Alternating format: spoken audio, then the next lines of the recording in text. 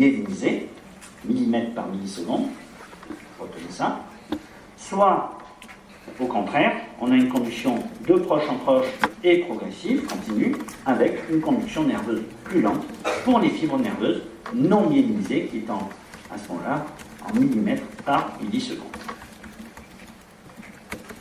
Voilà. Les synapses. Alors, il y a des synapses qui sont des zones spécialisées des contacts membranaires qui vont permettre la transmission de l'influx nerveux et soit d'un neurone à un autre neurone, soit d'un neurone à une cellule réceptrice, exemple la cellule musculaire. On distingue deux grands types de synapses, les synapses électriques qui correspondent à des jonctions de type gap permettant le couplage bidirectionnel entre deux neurones. Donc c'est des échanges. Vous retrouvez ce type de synapse électrique dans les cardiomyocytes. Vous avez vu ça avec Pierre Nugus au niveau de la strise calariforme, etc. Ça va permettre, par exemple, la contraction synchrone des cellules myocardiques. C'est important à concevoir parce que c'est ce qui explique pourquoi toutes nos cellules du cœur se contractent en même temps, d'abord au niveau de l'oreillette, puis au niveau du ventricule. Ça permet, c'est pour vous donner des choses un peu logiques et comprendre les choses, ça va permettre un couplage électrique et métabolique des cellules, donc une synchronisation. C'est une synapse électrique, elle joue un rôle très important dans la synchronisation, soit des neurones, soit par exemple des cellules myocardiques. Hein?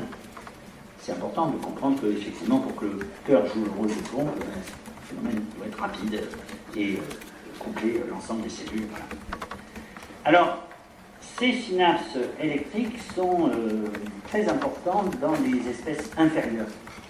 Je ne sais pas si vous avez déjà entendu parler du poisson de torpille. Il y a des poissons comme ça qui ont une activité électrique. On peut même prendre une décharge électrique quand on les touche.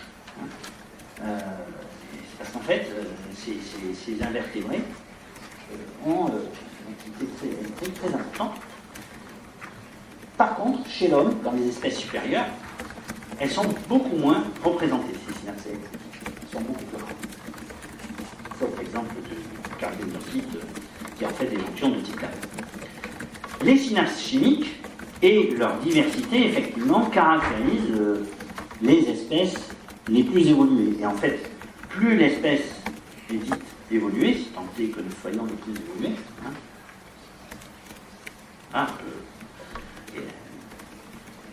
voir jusqu'où notre évolution nous mènera, mais bon,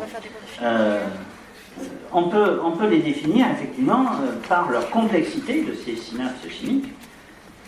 On a vu la complexité des neurotransmetteurs, on a vu la complexité des récepteurs, et effectivement, ces synapses, on va les définir selon la nature de la cible, neurone, muscle, la localisation, substance grise essentiellement dans le système nerveux central, selon le neurotransmetteur, selon l'aspect et selon l'activité dépolarisante ou hyperpolarisante.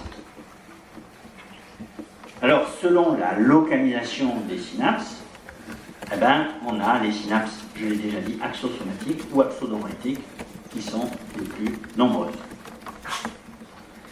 Alors, cette synapse chimique qui passionne les neurobiologistes, elle correspond à trois éléments, c'est ce qu'on appelle l'élément présynaptique, qui est le bouton synaptique de l'axone terminal non myélinisé, puisque la gaine de myéline s'interrompt, caractérisé aussi, ça n'a pas été remis sur cette diapositive, par ces fameux canaux calciques, des canaux sodium-potassium. On va y trouver en microscopie électronique une interruption de la gaine de myéline et des neurotubules, et donc la présence de nombreuses vésicules synaptiques, de mitochondries et de structures qui permettent la libération des vésicules synaptiques qui s'appellent les zones synactives. Deuxième élément, la fente synaptique, qui est de l'ordre de quelques dizaines de nanomètres, donc qui est extrêmement fine, c'est quasiment moins large qu'une vésicule synaptique, et puis l'élément postsynaptique, qui va être soit lupine, soit corps cellulaire, soit et un axone, et effectivement avec la diversité des récepteurs qui correspondent ensuite à l'action du récepteur. Vous avez ici en haut toujours une image d'une mitochondrie présente avec des vésicules synaptiques, la fente synaptique extrêmement fine et la densification post-synaptique qui caractérise effectivement ici une épine dendritique que vous reconnaissez par son étranglement et puis effectivement sa zone un peu plus élargie. Que dire de plus? Ça, c'est une synapse chimique dans le système nerveux central.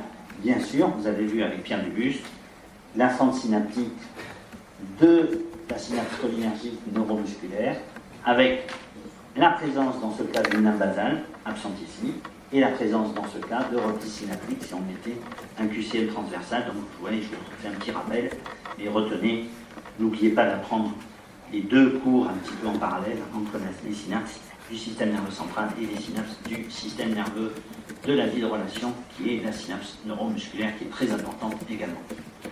Alors, cet élément présynaptique, eh ben, on va le revoir ici.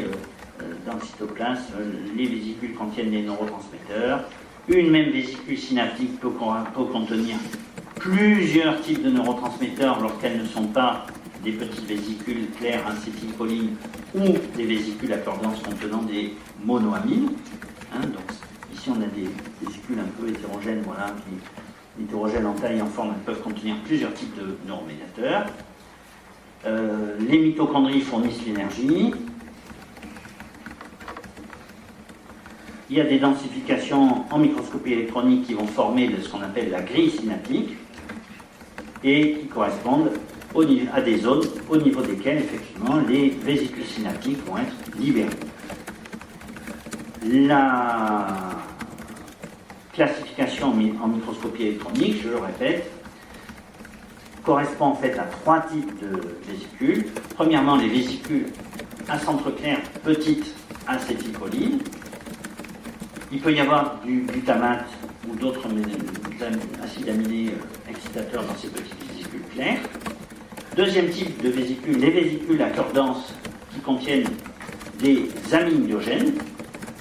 Et troisième type de vésicules,